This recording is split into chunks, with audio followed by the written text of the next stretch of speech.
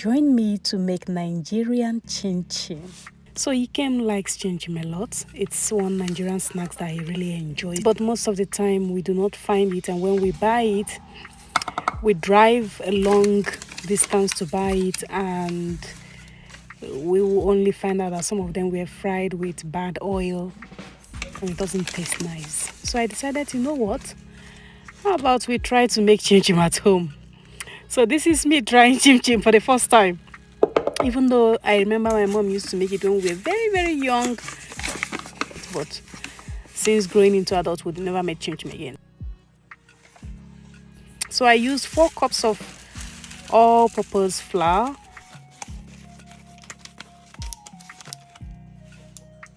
half cup of organic sugar. Not my choice, but that's the recipe I saw. So the measurements according to preference. From what I saw, I reduced a little bit. Then I added half teaspoon of Himalayan pink salt, so you can use any salt. And I added baking powder, half teaspoon too. I learned that if you don't want it to be soggy, do not add too much of baking powder because it will make it rise.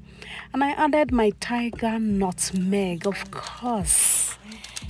When I saw nutmeg, I was happy that, okay, I am going to use my tiger nutmeg. So I mixed the dry things before we get into the wet things. So I decided to mix it very well and make sure that it is all mixed. And then we decided to add some of the wet things. So first was my vanilla, and then after adding the vanilla, I added some melted butter that I already melted initially and mixed it too.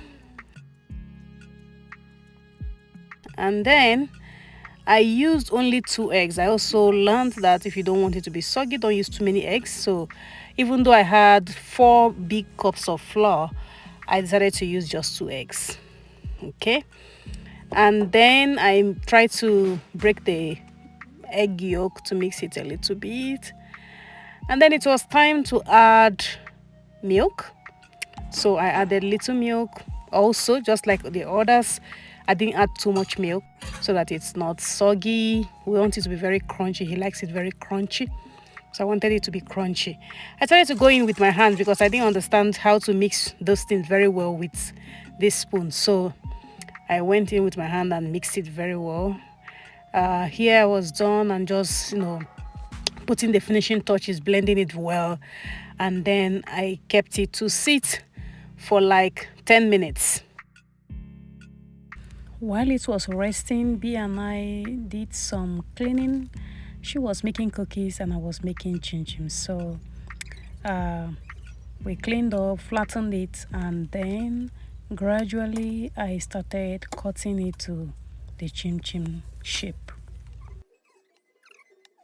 I used pizza cutter, which I saw many people use, and I thought it was a nice idea.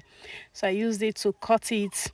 Sometimes it was mixing up, but I went to the other side and tried to cut it into chim chim sizes and make it as quickly as possible. Here I fast forwarded the video so that you don't waste your time just seeing me cutting it. So